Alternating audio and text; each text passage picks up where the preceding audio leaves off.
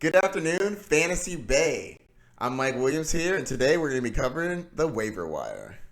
So, the waiver wire is very important for taking your team to the next level. You're going to want to pick people up and drop people that aren't going to make your roster better. And stay tuned to the end because I have a couple bonus tips. All right, so let's get this started. All right, so first things first. Check who's on your waiver wire. You would be genuinely surprised with who's out there. I looked through a couple of my leagues. Man, you got like Lamar Jackson still out there. Dak Prescott still out there. We have Deshaun Jackson, Christian Kirk, John Brown.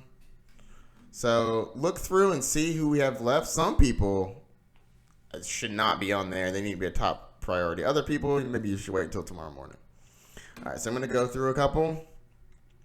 So we're going to start at quarterbacks. So Dak Prescott showed out against the Giants. 405 yards, 4 touchdowns, no picks. Looked amazing. Did a great job. He might be on your waiver wire. He plays the Redskins this week. I recommend picking him up. Looks really good, and I don't think that that's going to be going anywhere. I think a nice divisional matchup, beatdown, is going to be coming in. So next we have Derek Carr. He went for 22 out of 24 passes, and he had 259 yards and a touchdown. I think that these numbers go up against the Chiefs this week because they're going to be down, and the Chiefs are going to be throwing it all across the field, and they're going to need to. The Oakland Raiders are going to need to try to keep up. So with that being said, I think that's more attempts. More attempts means more touchdowns, I think, and he should be good. All right. The next quarterback we have is going to be Josh Allen. Josh Allen went 24 for 37 on his pass attempts, and he had 254 yards with 1 touchdown and 2 picks. Now, that's not the best of stats, but don't forget about his legs. He carried the ball 10 times and for 38 yards. That's an extra 3.8 points, and that definitely helps, and it knocks out those 2 picks, basically. And a touchdown, so he had an extra 6 points. All right, so don't sleep on Josh Allen. He plays the Giants this week, and he should be pretty good. Running backs. All right. So running backs, I like Chris Thompson. I think he's going to be great, especially in PPR. If you're in a PPR league, definitely pick him up. Darius Geis is going to be out a few weeks, and that's being generous. So I definitely think he's going to be a good start. I assume that they're going to be down in a lot of games, and if that's the case, then fire up your Chris Thompson because he's going to get a lot of catches. I also believe in Adrian Peterson, so I'd pick him up too. He's rushed for 1,000 yards last year. He may be old, but he's not washed. I still believe in him. I don't think he's got like top 5 upside or anything, but I do believe he'll be a serviceable running back if you decided to go wide receiver heavy in your draft and you need a backup. Malcolm Brown. I talked about him in one of my previous videos, saying that you should pick him up before the season started. This was why. He may only had 11 rushes, but for 53 yards and 2 touchdowns.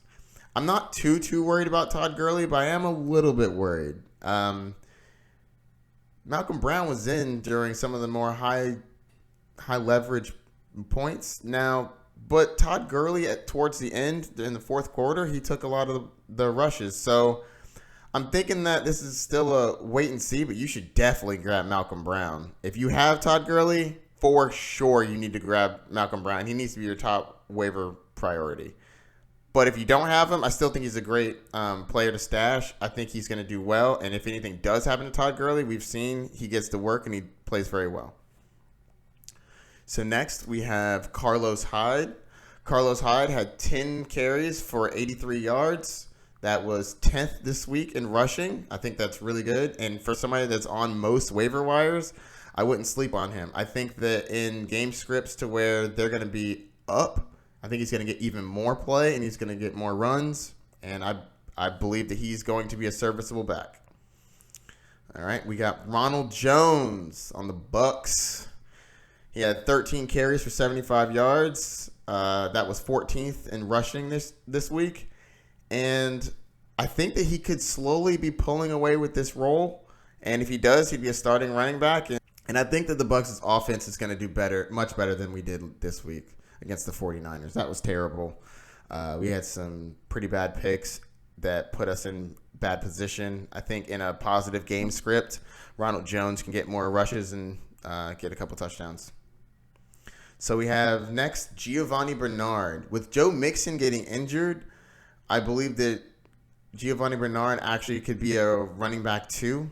The only issue is Joe Mixon only has a sprained ankle, so I'm not quite sure how long he's going to be out. And if he is out for only a week, is it worth using your waiver priority on him? I don't know. He's currently day-to-day, so I don't know if I'm spending a top waiver priority on Giovanni Bernard, but if you have the space, grab him. All right, so next we're going to go to wide receivers. Jamison Crowder was 14 for 17. I don't know if you heard. 14 catches. That's a lot. In PPR, that was straight 14 points in general. He had 99 yards. It looks like he's going to be utilized in this offense.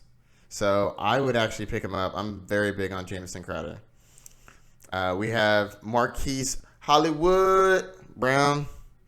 So Hollywood Brown is actually really interesting for me. He had 14. So there's good news and bad news when it comes to Hollywood Brown.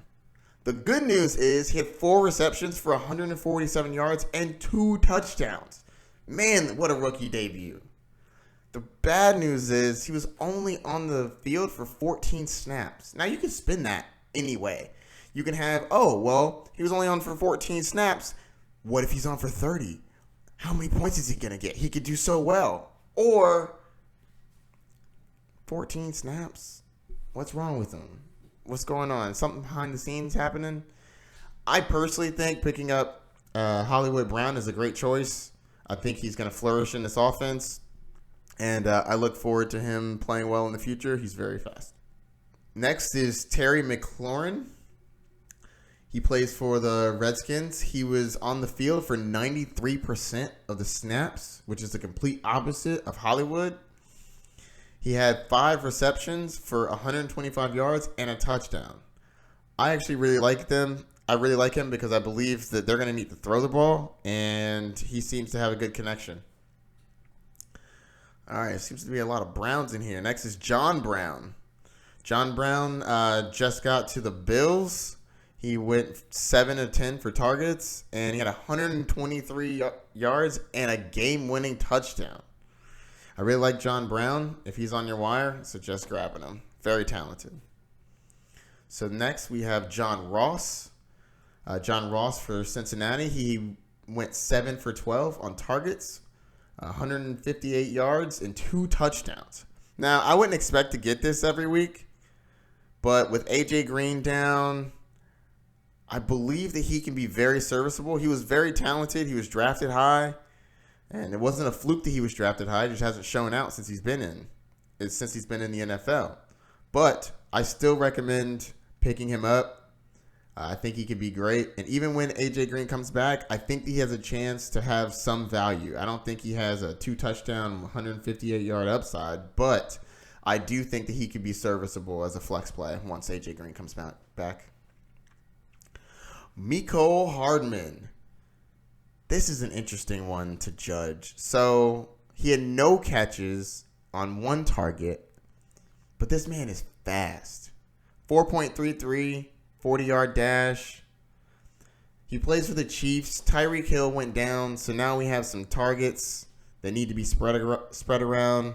Sammy Watkins can't get all the targets, so I'm thinking they're going to need to spread it to the running back, the tight end, and I believe there's enough for a second wide receiver. And if it is Mecole Hardman, he could take up that Tyreek Hill role where he's just like, I'm faster than ya. The man's a cheetah. 4.33. Man's quick. So next we have Michael Gallup. Michael Gallup went 7 for 7. Man is perfect catching the ball this season for 158 yards. That Dallas offense is looking really good, and I think he's a good piece to have on it. Next, we have tight ends. We're going to go with Darren Waller. He went 7 for 8 on targets with 70 yards. He looked really good, and he looked like they were getting him very much so involved in the offense. He played 55 of 55 snaps. He's a converted wide receiver to tight end. He is a must-add. He's very good. Love him as a tight end. In a landscape where tight end is terrible, must-add. All right, so we have T.J. Hawkinson. He is a rookie, and he had the most yards ever for a rookie tight end to start. That was impressive. 131. No tight end's ever been better. He's on an offense where it looks like they're really trying to get him the ball. He's got some downfield threats. I like him on the waiver wire. I suggest grabbing him. Next, we have Mark Andrews. A lot of people were big on Mark Andrews before the season started. I'm going to admit I was not one of the people that were huge on him, but he definitely showed out. 8 for 8 on the targets, 108 yards, and a touchdown. He's definitely a great add in a tight end landscape that has been terrible. Next, if you're streaming your defenses, I think that the Texans defense against Jacksonville should be pretty good. Nick Foles just got injured, so now they're going with the backup. The backup did look serviceable and decent, but I do think that the Texans defense should be pretty good. The Panthers against my Bucks. I mean, we just saw the Bucks throw 2 pick sixes, and that was against 49ers, and they're not very good. So fire up Carolina. New England against Miami. That always seems to be a slightly closer game than you expect, but after Miami just got throttled by the Ravens, I'm assuming the New England can take care of them. And then finally, there's the Texans versus the Colts. I know that the Colts played pretty well last week, but I do believe that the Titans locked up the Browns. It was impressive. So I like them as a flyer if you need a defense. Running around with the Broncos like me, getting 0 points. I'm going to get off my soapbox. Lost me a game by 1 point. Anyways. So I promised a tip at the end. Here's a vet move. After you put in your waiver claims, let's say you don't get who you thought you were going to get, wake up early tomorrow and look through and see who's left. Because some people that you thought were going to get picked didn't. You can grab them. And I'm talking about early. Whenever your waivers open, set an alarm, wake up, grab who you want. Trust me. It's gotten me a lot of picks in the last couple of years. Vet move. All right, Fantasy Bay, I think that wraps it up. I hope this waiver wire show helped you out. If you have any questions, contact me. Social media, Facebook, Instagram, YouTube. Good luck this week. Happy hunting. See you later, Fantasy Bay.